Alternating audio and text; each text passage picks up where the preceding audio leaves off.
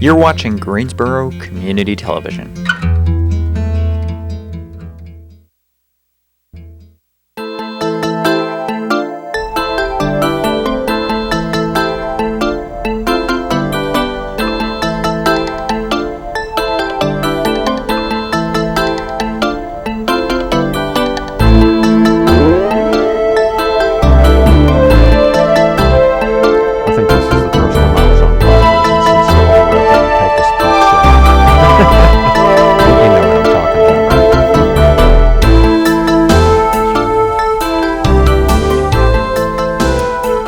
Welcome once again to Greensboro Glimpses.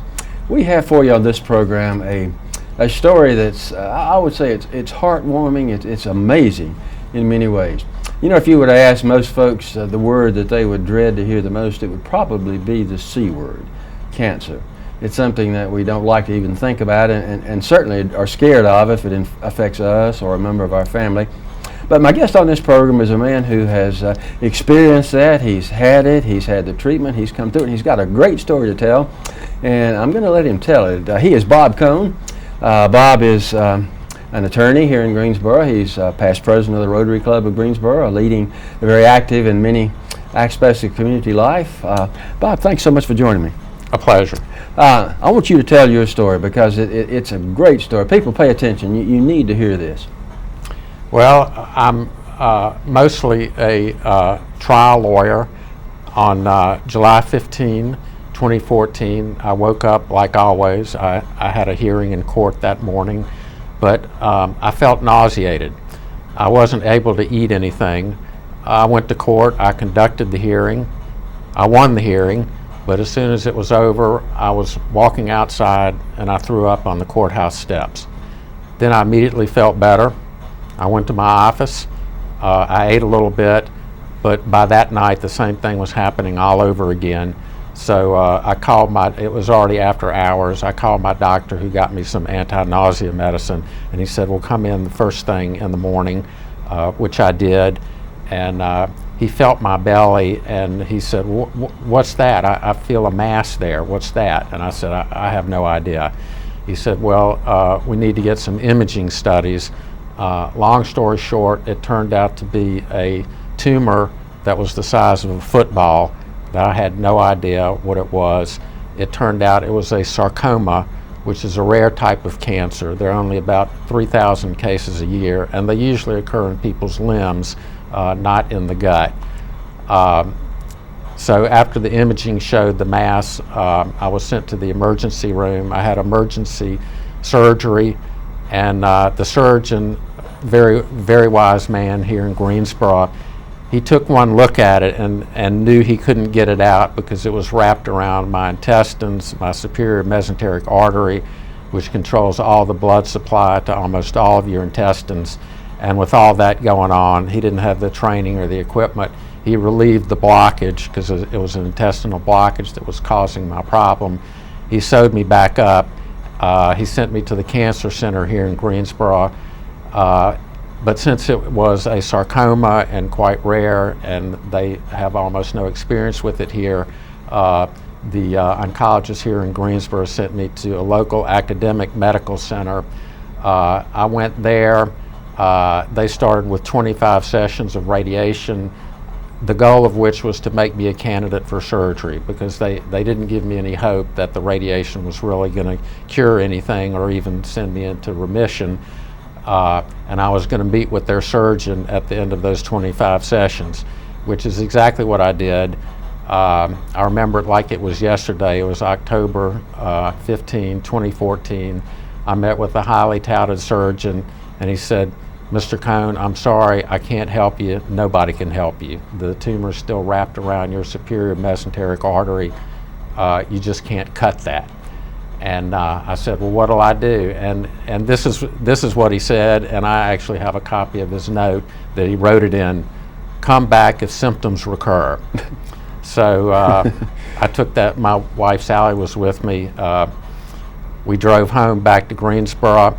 I was still feeling relatively well because the blockage had not recurred. I was still able to eat and carry on a normal life.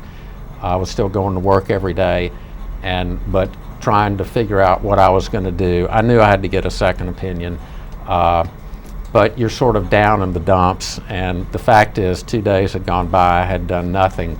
I was at a party the next night celebrating the 25th anniversary of Mitchell Summers here in Greensboro, running Community Theater of Greensboro, which is a great resource. I know they've done some shows here. Yes. And a wonderful gentleman, Dr. Sam LeBauer, was there. All the LeBauers are great. My family and their family have been friends here in Greensboro for 100 years. He said, tell me everything that's happening with your cancer. I want to know everything. So I told him the whole thing, including what the surgeon had said, and he said, that's wrong. He shouldn't have said that. We're going to find you a surgeon. And I still get emotional talking about it. Of course. Go right ahead. Don't feel bad. He said, my brother Joe knows people in New York, and you're going to get a call Monday morning, and you're going to go to Sloan Kettering Cancer Center there, and that's what you're going to do. And I said, all right, I'll do it. And I did get a call Monday morning. I made an appointment with a surgeon there at Sloan in New York. I met with him within a few days. I got him all my medical records. He came into the appointment totally prepared. Not only had he looked at all my studies and scans, he'd gotten his colleagues to look at it too. And he came in, he didn't waste any time. He examined me, and then he said, well, Mr. Cohn, I can't help you, but I know a guy that might can help you. As a matter of fact, there are 3 guys here in New York that might can help you, but one of them, I would not send my dog to that guy. And I said, let's talk about the other 2. And he sent me that very day, he got me an appointment at the office of Dr. Tomoaki Kato, originally from Japan, a genius, courageous surgeon. Dr. Kato agreed to take me on. He said, what I'm going to have to do after looking at my scans and everything, he said, I can get to it, I can do it. You're going to be miserable for at least 3 months. I'm going to have to give you an ostomy as part of the surgery, which means you're going to, in effect, poop into a bag for 3 months during the healing process. You're going to lose a lot of your intestines. But here's what I can do if you want to proceed. I'm going to open you up. The total procedure will be about 18 hours. I'm going to take out all of your intestines. I'm going to take out most of your colon. I may have to remove other organs in the process. You're going to be, in effect, your own organ donor. I'm going to put them on a separate table, so you're literally going to be in 2 places at once. Wow. I'm going to go to that separate table. I'm going to cut away the tumor, and then I'm going to sew the pieces back together from your intestines and your colon and other organs that I can save.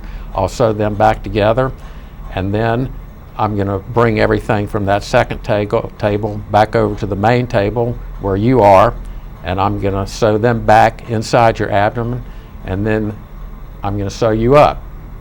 What do you say? And I said, Dr. Cato, I'll call you in the morning.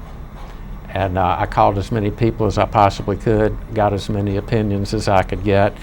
At the end of the day, it was my only choice. I knew that. I even called both doctors at the sarcoma center who treated me with the radiation. They agreed I had no other choice. So I called Dr. Cato's nurse before 11 o'clock in the morning because I didn't want to risk anybody going to lunch. I said, put me down for Dr. Cato's next 18-hour slot. She did that. A week later, I was in the surgery.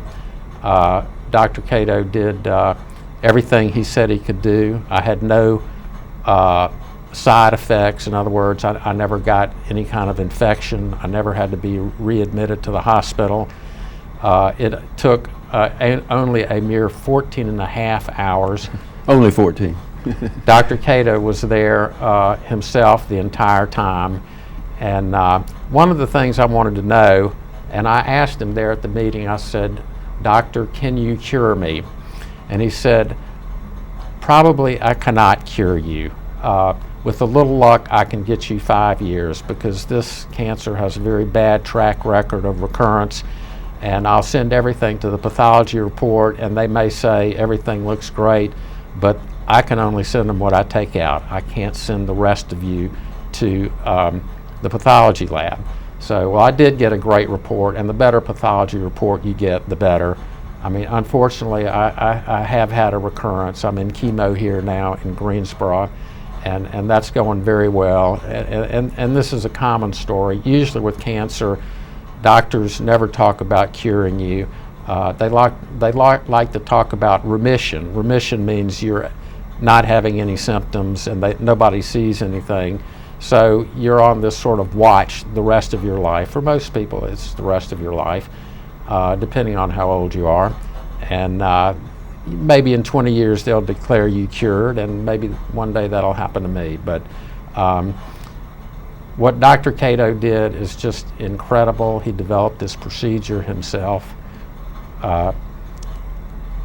He took me on when others wouldn't, and that's why it's so emotional. Yeah. But I was still asleep the first time he came back to check on me. My wife Sally was in the room, and later after I woke up, I talked to her, and she said how well he thought the procedure had gone, and that I should have a good recovery. And so I said, well, what did he say about the superior mesenteric artery? That was the whole deal breaker at the sarcoma center. You just can't cut that. Mm-hmm. And she said, well, he didn't say anything about it. And I said, well, I'll probably forget. Be sure to ask him when he comes back. So I did forget, but when he came back, she asked him, and she said, Dr. Cato, what did you do about the superior mesenteric artery? He said, I clamped it off, I cut it, and when it was time to sew all the other veins and arteries back together, I sewed that back together too. Wow. So literally they had most of your insides out of your body on another table. And they had to take my insides out with no blood supply, keep it alive. Yeah, I wanted to ask you, how did they keep it? There's a proprietary cooling solution, and they lowered the temperature to close to freezing, and that fluid can keep your organs alive for close to 6 hours. They don't want to go past that because then it'll start deteriorating. Mm-hmm. But you said you were in for 14 hours. What happened?